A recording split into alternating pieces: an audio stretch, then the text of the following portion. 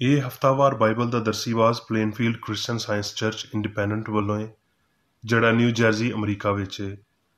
ਹੋਰ ਮਾਲੂਮਾਤ ਲਈ ਤੁਸੀਂ ਸਾਡੀ ਵੈਬਸਾਈਟ ਵੇਖੋ www.plainfieldcs.com। ਇਹ ਸਬਕ 20 ਸਤੰਬਰ 2020 ਐਤਵਾਰ ਦੇ ਦਿਨ ਹਫ਼ਤੇ ਦੇ ਅਖੀਰ ਉੱਤੇ ਤੁਹਾਡੇ ਪੜ੍ਹਨ ਲਈ ਤਿਆਰ ਕੀਤਾ ਗਿਆ ਹੈ। ਮਜ਼ਮੂਨ, ਮਾਦਾ, ਸੁਨਹਿਰੀ ਮਤਨ, ਅਮਾਲ। ਦੇਣਾ ਲੈਣ ਤੋਂ ਬਹੁਤਾ ਧਨ ਹੈ।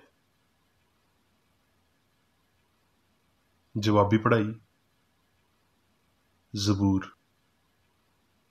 ਰੱਬ ਸਲਤਨਤ ਕਰਦਾ ਹੈ, ਜ਼ਮੀਨ ਖੁਸ਼ ਹੋਵੇ, ਬਹੁਤ ਸਾਰੇ ਜਜ਼ੀਰੇ ਖੁਸ਼ੀ ਕਰਨ। ਅਸਮਾਨ ਉਹਦੀ ਸਦਾਕਤ ਜ਼ਾਹਿਰ ਕਰਦਾ ਹੈ, ਸਾਰੀਆਂ ਕੌਮਾਂ ਨੇ ਉਹਦਾ ਜਲਾਲ ਵੇਖਿਆ ਹੈ। ਖੋਦੀਆਂ ਹੋਈਆਂ ਮੂਰਤੀਆਂ ਦੇ ਸਾਰੇ ਪੂਜਣ ਵਾਲੇ, ਜਿਹੜੇ ਬੁੱਤਾਂ ਉੱਤੇ ਫਖਰ ਕਰਦੇ ਨੇ, ਸ਼ਰਮਿੰਦਾ ਹੋਣ। ਐ ਮਬੂਦੋ, ਸਾਰੇ ਉਹਨੂੰ ਸਜਦਾ ਕਰੋ, ਕਿਉਂ ਜੇ ਐ ਖੁਦਾਵੰਦ, ਤੂੰ ਸਾਰੀ ਧਰਤੀ ਤੋਂ ਉੱਚਾ ਹੈ, ਤੂੰ ਸਾਰੇ ਮਬੂਦਾਂ ਤੋਂ ਬਹੁਤ ਆਲਾ ਹੈ। ਸਾਦਕਾਂ ਲਈ ਨੂਰ ਬੋਇਆ ਗਿਆ ਹੈ ਤੇ ਰਾਸਤ ਦਿਲਾਂ ਲਈ ਖੁਸ਼ੀ। ਐ ਸਾਦਕੋ, ਖੁਦਾਵੰਦ ਵਿੱਚ ਖੁਸ਼ ਰਵੋ ਤੇ ਉਹਦੇ ਪਾਕ ਨਾਂ ਦਾ ਸ਼ੁਕਰ ਕਰੋ। ਦਰਸੀਵਾਜ਼ ਬਾਈਬਲ ਵਿੱਚੋਂ ਹਬਕੂਕ। ਖੁਦਾਵੰਦ ਆਪਣੀ ਪਾਕ ਹੈਕਲ ਵਿੱਚ ਏ, ਸਾਰੀ ਧਰਤੀ ਉਹਦੇ ਸਾਹਮਣੇ ਚੁੱਪ ਰਵੇ। ਯੂਹੰਨਾ। ਨਾ ਜੱਗ ਨਾਲ ਪਿਆਰ ਰੱਖੋ, ਨਾ ਉਹਨਾਂ ਸ਼ੈਵਾਂ ਨਾਲ ਜਿਹੜੀਆਂ ਜੱਗ ਵਿੱਚ ਨੇ। ਜਿਹੜਾ ਕੋਈ ਜੱਗ ਨਾਲ ਪਿਆਰ ਰੱਖਦਾ ਏ, ਉਹਦੇ ਵਿੱਚ ਪਿਓ ਦੀ ਮੁਹੱਬਤ ਨਹੀਂ। ਕਿਉਂ ਜੇ ਜੋ ਕੁਝ ਜੱਗ ਵਿੱਚ ਹੈ ਏ, ਯਾਨੀ ਬਦਨ ਦੀ ਤਾਂਗ ਤੇ ਅੱਖੀਆਂ ਦੀ ਤਾਂਗ ਤੇ ਹਯਾਤੀ ਦੀ ਸ਼ੋਖੀ, ਉਹ ਪਿਓ ਵੱਲੋਂ ਨਹੀਂ ਬਲਕਿ ਜੱਗ ਵੱਲੋਂ ਏ। ਜੱਗ ਤੇ ਉਹਦੀ ਤਾਂਗ ਦੋਵੇਂ ਮਿਟਦੀਆਂ ਜਾਂਦੀਆਂ ਨੇ, ਪਰ ਜਿਹੜਾ ਰੱਬ ਦੀ ਮਰਜ਼ੀ ਉੱਤੇ ਟੁਰਦਾ ਏ, ਉਹ ਹਮੇਸ਼ਾ ਤੀਕਰ ਕਾਇਮ ਰਹੇਗਾ। ਸਲਾਤੀਨ। ਇਹਨਾਂ ਗੱਲਾਂ ਦੇ ਬਾਅਦ ਇੰਜ ਹੋਇਆ ਵੀ ਯਜ਼ਰੀਲੀ ਨਬੂਤ ਦੇ ਕੋਲ ਯਜ਼ਰੀਲ ਵਿੱਚ ਇੱਕ ਤਾਕਸਤਾਨ ਸੀ, ਜਿਹੜਾ ਸਾਮਰੀਆ ਦੇ ਬਾਦਸ਼ਾਹ ਅਖੀਅਬ ਦੇ ਮਹੱਲ ਦੇ ਨਾਲ ਲੱਗਿਆ ਹੋਇਆ ਸੀ। ਤੇ ਅਖੀਅਬ ਨੇ ਨਬੂਤ ਨੂੰ ਆਖਿਆ ਭਈ ਆਪਣਾ ਤਾਕਸਤਾਨ ਮੈਨੂੰ ਦੇ ਦੇ, ਤਾਂ ਜੋ ਮੈਂ ਉਹਨੂੰ ਤਰਕਾਰੀ ਦਾ ਬਾਗ ਬਣਾਵਾਂ, ਕਿਉਂ ਜੇ ਮੇਰੇ ਘਰ ਦੇ ਨਾਲ ਲੱਗਿਆ ਹੋਇਆ ਹੈ।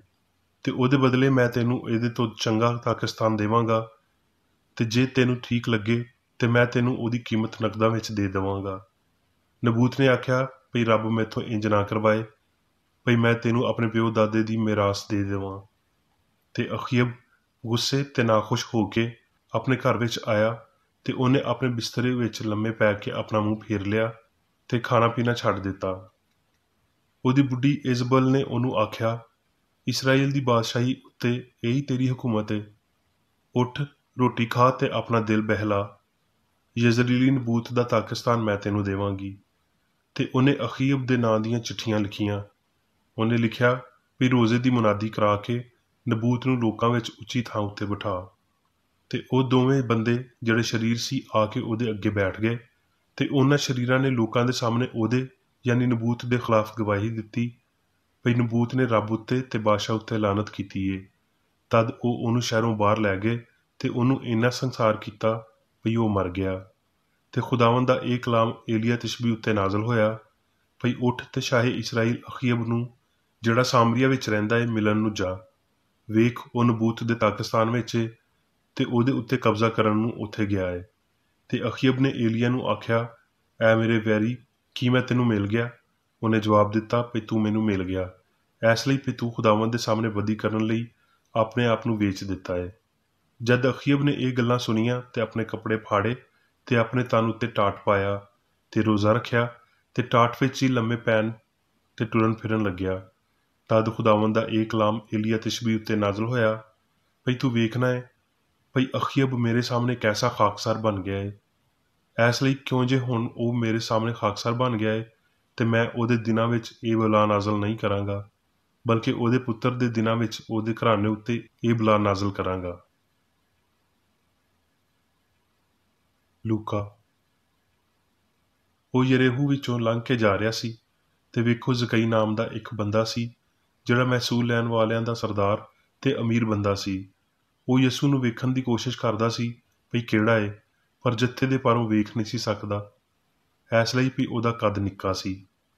ਇਸ ਲਈ ਉਹ ਉਹਨੂੰ ਵੇਖਣ ਲਈ ਅੱਗਾ ਦੌੜ ਕੇ ਇੱਕ ਗੋਲੜ ਦੇ ਰੁੱਖ ਉੱਤੇ ਚੜ੍ਹ ਗਿਆ, ਕਿਉਂ ਜੇ ਉਹ ਉਸੇ ਰਾਹ ਤੋਂ ਲੰਘਣ ਵਾਲਾ ਸੀ। ਜਦੋਂ ਯਿਸੂ ਉੱਥੇ ਅਪੜਿਆ ਤੇ ਉੱਤੇ ਵੇਖ ਕੇ ਆਖਿਆ, ਐ ਜ਼ਕਈ, ਛੇਤੀ ਨਾਲ ਹੇਠਾਂ ਆ ਜਾ, ਕਿਉਂ ਜੇ ਅੱਜ ਮੈਂ ਤੇਰੇ ਘਰ ਹੀ ਜ਼ਰੂਰ ਜਾਣਾ ਹੈ। ਉਹ ਛੇਤੀ ਨਾਲ ਉਤਰ ਕੇ ਖੁਸ਼ੀ ਨਾਲ ਉਹਨੂੰ ਆਪਣੇ ਘਰ ਲੈ ਗਿਆ। ਜਦੋਂ ਲੋਕਾਂ ਨੇ ਇਹ ਵੇਖਿਆ ਤੇ ਸਾਰੇ ਬੁੜਬੁੜਾ ਕੇ ਆਖਣ ਲੱਗੇ, ਭਈ ਇਹ ਤੇ ਇੱਕ ਪਾਪੀ ਦੇ ਘਰ ਟੁਰ ਗਿਆ ਹੈ। ਤੇ ਜ਼ਕਈ ਨੇ ਖਲੋ ਕੇ ਖੁਦਾਵੰਦ ਨੂੰ ਆਖਿਆ, ਵੇਖ, ਮੈਂ ਆਪਣਾ ਅੱਧਾ ਮਾਲ ਗਰੀਬਾਂ ਨੂੰ ਦੇਣਾ ਵਾਂ, ਤੇ ਜੇ ਕਿਸੇ ਕੋ ਨਜਾਇਜ਼ ਲਿਆ ਏ ਤੇ ਉਹਨੂੰ 4 ਗੁਣਾ ਵਾਪਸ ਦੇਣਾ ਵਾਂ। ਯਿਸੂ ਨੇ ਉਹਨੂੰ ਆਖਿਆ, ਅੱਜ ਇਸ ਘਰ ਵਿੱਚ ਮੁਕਤੀ ਆਈ ਏ, ਇਸ ਲਈ ਭਈ ਇਹ ਵੀ ਇਬਰਾਹਿਮ ਦਾ ਪੁੱਤਰ ਏ। ਮਰਕਸ। ਫਿਰ ਉਹ ਹੈਕਲ ਦੇ ਖਜ਼ਾਨੇ ਦੇ ਸਾਹਮਣੇ ਬੈਠਾ ਵੇਖ ਰਿਹਾ ਸੀ ਭਈ ਲੋਕ ਹੈਕਲ ਦੇ ਖਜ਼ਾਨੇ ਵਿੱਚ ਪੈਸੇ ਕਿਵੇਂ ਪਾਉਂਦੇ ਨੇ, ਤੇ ਬਥੇਰੇ ਅਮੀਰ ਲੋਕ ਬਹੁਤ ਕੁਝ ਪਾ ਰਹੇ ਸੀ। ਇੰਨੇ ਵਿੱਚ ਇੱਕ ਕੰਗਲੀ ਔਰਤ ਨੇ ਆ ਕੇ 2 ਦਮੜੀਆਂ ਯਾਨੀ ਇੱਕ ਧੇਲਾ ਪਾਇਆ। ਉਹਨੇ ਆਪਣੇ ਚੇਲਿਆਂ ਨੂੰ ਕੋਲ ਬੁਲਾ ਕੇ ਆਖਿਆ, ਮੈਂ ਤੁਹਾਨੂੰ ਸੱਚ ਆਖਦਾ ਵਾਂ ਵੀ ਜਿਹੜੇ ਹੈਕਲ ਦੇ ਖਜ਼ਾਨੇ ਵਿੱਚ ਪਾ ਰਹੇ ਨੇ, ਐਸ ਕੰਗਲੀ ਔਰਤ ਨੇ ਉਹਨਾਂ ਵਿੱਚੋਂ ਸਭ ਤੋਂ ਬਹੁਤਾ ਪਾਇਆ ਹੈ, ਕਿਉਂ ਜੇ ਸਾਰਿਆਂ ਨੇ ਆਪਣੇ ਮਾਲ ਦੀ ਕਸਰਤ ਵਿੱਚੋਂ ਪਾਇਆ, ਪਰ ਉਹਨੇ ਆਪਣੀ ਗਰੀਬੀ ਦੀ ਹਾਲਤ ਵਿੱਚ ਜੋ ਕੁਝ ਉਹਦਾ ਹੈ ਸੀ, ਯਾਨੀ ਆਪਣੀ ਸਾਰੀ ਕਮਾਈ ਪਾ ਦਿੱਤੀ। ਮੱਤੀ। ਤੇ ਉਹ ਆਪਣੀ ਜ਼ੁਬਾਨ ਖੋਲ ਕੇ ਉਹਨਾਂ ਨੂੰ ਇੰਜ ਤਾਲੀਮ ਦੇਣ ਲੱਗਿਆ। ਮੱਤੀ। ਆਪਣੇ ਲਈ ਧਰਤੀ ਉੱਤੇ ਮਾਲ ਇਕੱਠਾ ਨਾ ਕਰੋ, ਜਿੱਥੇ ਕੀੜਾ ਤੇ ਜੰਗਾਲ ਖਰਾਬ ਕਰਦਾ ਹੈ ਤੇ ਜਿੱਥੇ ਚੋਰ ਨਕਬ ਲਗਾ ਕੇ ਚੋਰੀ ਕਰਦੇ ਨੇ, ਬਲਕਿ ਆਪਣੇ ਲਈ ਅਸਮਾਨ ਉੱਤੇ ਮਾਲ ਇਕੱਠਾ ਕਰੋ, ਜਿੱਥੇ ਨਾ ਕੀੜਾ ਖਰਾਬ ਕਰਦਾ ਨਾ ਜੰਗਾਲ, ਤੇ ਨਾ ਉੱਥੇ ਚੋਰ ਨਕਬ ਲਾ ਕੇ ਚੋਰੀ ਕਰਦੇ ਨੇ, ਕਿਉਂ ਜੇ ਜਿੱਥੇ ਤੇਰਾ ਮਾਲ ਹੈ ਉੱਥੇ ਤੇਰਾ ਦਿਲ ਵੀ ਲੱਗਿਆ ਰਹੇਗਾ। ਗ੍ਰੰਥੀਓ। ਪਰ ਗੱਲ ਇਹ ਹੈ ਵੀ ਜਿਹੜਾ ਥੋੜਾ ਬੀਜੇਗਾ ਉਹ ਥੋੜਾ ਵੱਢੇਗਾ, ਤੇ ਜਿਹੜਾ ਬਹੁਤਾ ਬੀਜਦਾ ਹੈ ਉਹ ਬਹੁਤਾ ਵੱਢੇਗਾ। ਜਿੰਨਾ ਕਿਸੇ ਨੇ ਆਪਣੇ ਦਿਲ ਵਿੱਚ ਮੁਕਰਰ ਕੀਤਾ ਹੈ ਓਨਾ ਹੀ ਦੇਵੇ, ਨਾ ਦਰੇਕ ਕਰਕੇ ਨਾ ਲਾਚਾਰੀ ਨਾਲ, ਕਿਉਂ ਜੇ ਰੱਬ ਖੁਸ਼ੀ ਨਾਲ ਦੇਣ ਵਾਲੇ ਨੂੰ ਪਸੰਦ ਕਰਦਾ ਹੈ। ਤੇ ਰੱਬ ਤੁਹਾਡੇ ਉੱਤੇ ਹਰ ਤਰ੍ਹਾਂ ਦਾ ਫਜ਼ਲ ਕਰ ਸਕਦਾ ਹੈ, ਤਾਂ ਜੋ ਤੁਹਾਨੂੰ ਹਰ ਸ਼ੈ ਕਾਫੀ ਮਿਲਿਆ ਕਰੇ ਤੇ ਹਰ ਨੇਕ ਕੰਮ ਕਰਨ ਲਈ ਤੁਹਾਡੇ ਕੋਲ ਬਹੁਤ ਕੁਝ ਮੌਜੂਦ ਰਿਹਾ ਕਰੇ। ਇਸ ਲਈ ਲਿਖਿਆ ਹੈ ਭਈ ਉਹਨੇ ਖਿਲਾਰਿਆ ਹੈ, ਉਹਨੇ ਕੰਗਲਿਆਂ ਨੂੰ ਦਿੱਤਾ ਹੈ, ਉਹਦੀ ਰਾਸਤਬਾਜ਼ੀ ਹਮੇਸ਼ਾ ਤੀਕਰ ਬਾਕੀ ਰਹੇਗੀ। ਇਸ ਲਈ ਜਿਹੜਾ ਬੋਣ ਵਾਲੇ ਲਈ ਬੀਜ ਤੇ ਖਾਣ ਵਾਲੇ ਲਈ ਰੋਟੀ ਬਹਮ ਅਪੜਾਉਂਦਾ ਹੈ, ਉਹੀ ਤੁਹਾਡੇ ਲਈ ਬੀਜ ਬਹਮ ਅਪੜਾਵੇਗਾ ਤੇ ਉਹਦੇ ਵਿੱਚ ਤਰੱਕੀ ਦੇਵੇਗਾ ਤੇ ਤੁਹਾਡੀ ਰਾਸਤਬਾਜ਼ੀ ਦੇ ਫਲਾਂ ਨੂੰ ਵਧਾਵੇਗਾ। ਤੇ ਤੁਸੀਂ ਹਰ ਸ਼ੈ ਅਫਰਾਤ ਨਾਲ ਪਾ ਕੇ ਹਰ ਤਰ੍ਹਾਂ ਦੀ ਸਖਾਵਤ ਕਰੋਗੇ, ਜਿਹੜੀ ਸਾਡੇ ਪਾਰੋਂ ਰੱਬ ਦੀ ਸ਼ੁਕਰਗੁਜ਼ਾਰੀ ਦਾ ਬਾਇਸ ਹੁੰਦੀ ਹੈ। ਹੁਣ ਮੈਂ ਮੇਰੀ ਬੇਕਰ ਰੇਡੀ ਦੀ ਲਿਖੀ ਹੋਈ ਕ੍ਰਿਸਚਨ ਸਾਇੰਸ ਦੀ ਦਰਸੀ ਕਿਤਾਬ ਸਾਇੰਸ ਤੇ ਸਿਹਤ ਆਇਤਾਂ ਦੀ ਕੁੰਜੀ ਦੇ ਨਾਲ ਵਿੱਚੋਂ ਲਈਆਂ ਹੋਈਆਂ ਲਿਖਾਈਆਂ ਪੜਾਂਗਾ। ਸਾਇੰਸ ਤੇ ਸਿਹਤ। ਸਵਾਲ, ਹਸਤੀ ਦਾ ਸਾਇੰਸੀ ਬਿਆਨ ਕੀ ਹੈ?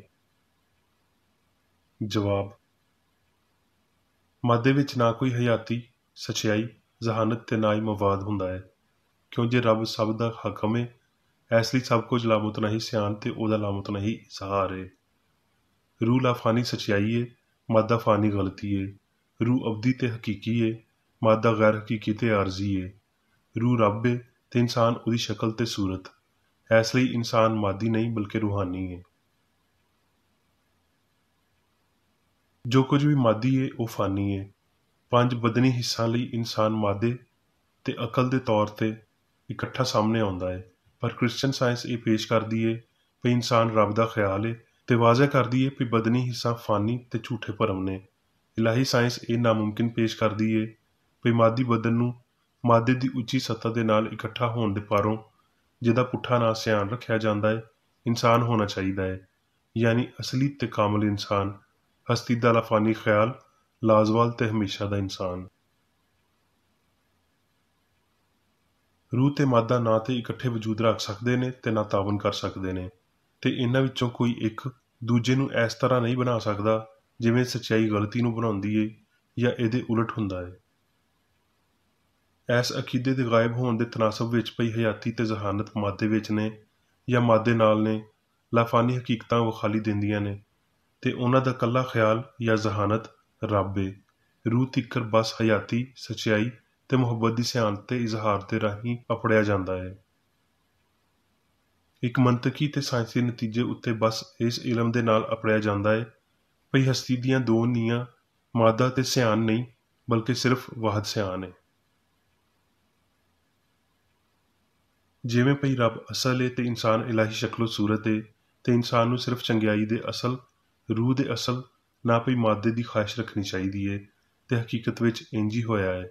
ਇਹ अकीदा रूहानी नहीं है भई इंसान दे कोल दूजा मवाद या सियान है ते ਇਹ पहले हुक्म नूं तोड़दा है भई तू एक रब एक सियान नूं मन्नी। फरेब नज़री, पाप, बीमारी ते मौत मादी फहम दी झूठी गवाही तो जन्म लेंदे ने, जिहड़ी लामहदूद रूह दे मरकजी फासले तो बाहर एक फर्जी नज़रिए तो सियान ते असल दी मुड़ी हुई तस्वीर पेश करदी है जिहदे विच हर शै उत्तों लै के हेठां तिकर पुट्ठी होई हुंदी है। मादी हिस्सां दी ਇਹ गवाही ना तो मुतलिक है ना इलाही है। इस ਲਈ मैं अपने आप ਨੂੰ गैर महफूज तरीके नाल यसू ਦੀਆਂ, ਉਹਦੇ ਚੇਲਿਆਂ ਦੀਆਂ, ਨਬੀਆਂ ਦੀਆਂ ਤਾਲੀਮਾਂ ਤੇ ਸਿਆਣ ਦੀ ਸਾਇੰਸ ਦੀ ਗਵਾਹੀ ਉੱਤੇ ਕਾਇਮ ਕਰਦਾ ਵਾਂ। ਇੱਥੇ ਦੂਜੀਆਂ ਨੀਆਂ ਬਿਲਕੁਲ ਨਹੀਂ ਹੈ।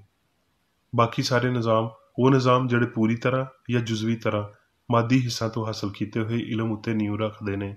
ਅਜਿਹੇ ਕਾਨੇ ਨੇ ਜਿਹੜੇ ਹਵਾ ਨਾਲ ਹਿਲਦੇ ਨੇ, ਨਾ ਕਿ ਚਟਾਨ ਉੱਤੇ ਬਣਾਏ ਗਏ ਘਰ ਨੇ।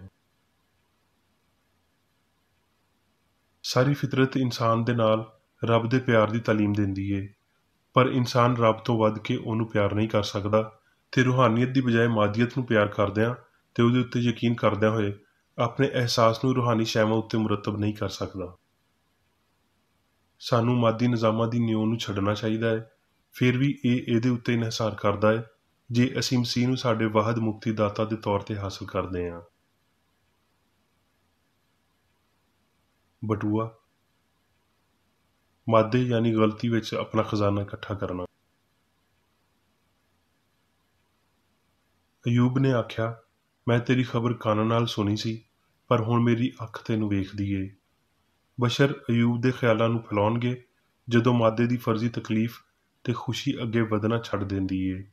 ਫਿਰ ਉਹ ਹਯਾਤੀ ਤੇ ਖੁਸ਼ੀ, ਦੁੱਖ ਤੇ ਸ਼ਾਦਮਾਨੀ ਦੇ ਝੂਠੇ ਅੰਦਾਜ਼ੇ ਲਾਉਣਗੇ ਤੇ ਉਹ ਬੇਗਰਜ਼ੀ ਸਬਰ ਨਾਲ ਕੰਮ ਕਰਨ ਤੇ ਉਹਨਾਂ ਸਾਰਿਆਂ ਨੂੰ ਜਿੱਤਦਿਆਂ ਹੋਏ ਜਿਹੜੇ ਰੱਬ ਵਾਂਗਰ ਨਹੀਂ ਮੁਹੱਬਤ ਦੀ ਨੇਮਤ ਹਾਸਲ ਕਰਨਗੇ।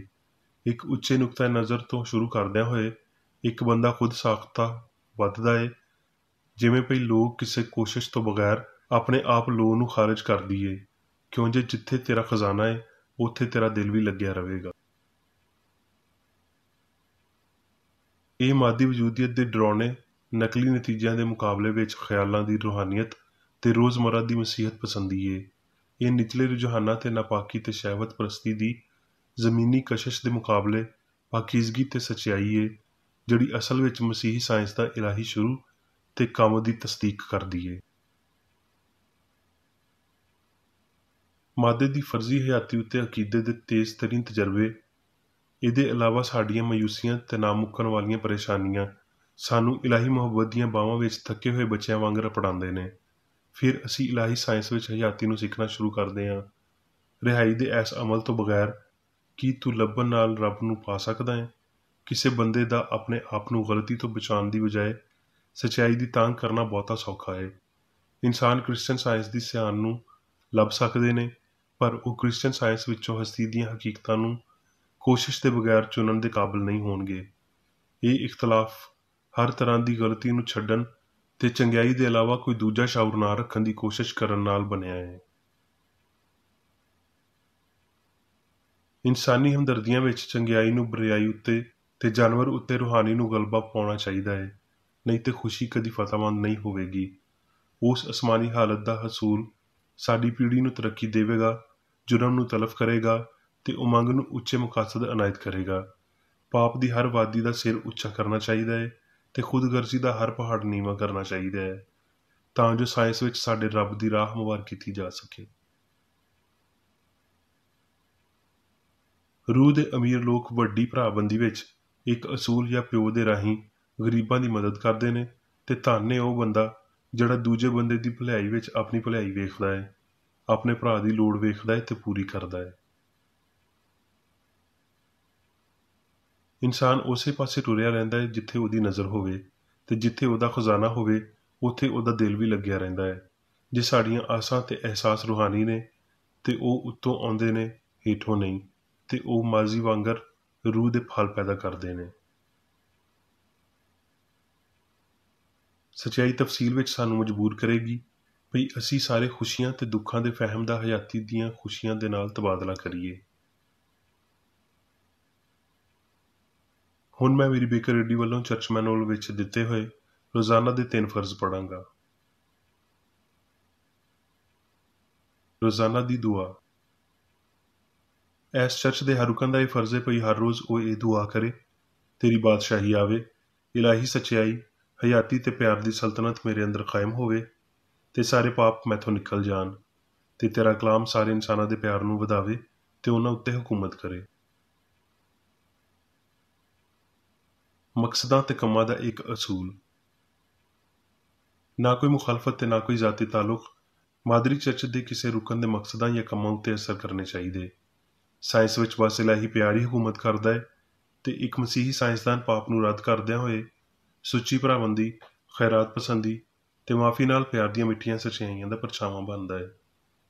ਇਸ ਚਰਚ ਦੇ ਸਾਰੇ ਰੁਕਨਾਂ ਨੂੰ ਸਾਰੇ ਪਾਪਾਂ ਤੋਂ, ਗਲਤ ਤਰ੍ਹਾਂ ਦੀਆਂ ਪੇਸ਼ਨਗੋਈਆਂ, ਮੁਨਸਫੀਆਂ, ਮੁਜ਼ਮਤਾਂ, ਸਲਾਵਾਂ, ਗਲਤ ਅਸਰਾਂ ਨੂੰ ਲੈਣ ਤੇ ਗਲਤ ਅਸਰ ਦੇਣ ਤੋਂ ਆਜ਼ਾਦ ਰਹਿਣ ਲਈ ਹਰ ਰੋਜ਼ ਖਿਆਲ ਰੱਖਣਾ ਚਾਹੀਦਾ ਹੈ ਤੇ ਦੁਆ ਕਰਨੀ ਚਾਹੀਦੀ ਹੈ। ਫਰਜ਼ ਲਈ ਚੁਸਤੀ। ਇਸ ਚਰਚ ਦੇ ਹਰ ਰੁਕਨ ਦਾ ਇਹ ਫਰਜ਼ ਹੈ ਕਿ ਉਹ ਹਰ ਰੋਜ਼ ਜਾਰਹਾਨਾ ਜ਼ਹਿਨੀ ਸਲਾਵਾਂ ਦੇ ਖਿਲਾਫ ਆਪਣੇ ਆਪ ਨੂੰ ਤਿਆਰ ਰੱਖੇ ਤੇ ਰੱਬ, ਆਪਣੇ ਕਾਇਦ ਤੇ ਇਨਸਾਨਾਂ ਲਈ ਆਪਣੇ ਫਰਜ਼ਾਂ ਨੂੰ ਨਾ ਕਦੀ ਭੁੱਲੇ ਤੇ ਨਾ ਕਦੀ ਨਜ਼ਰਅੰਦਾਜ਼ ਕਰੇ।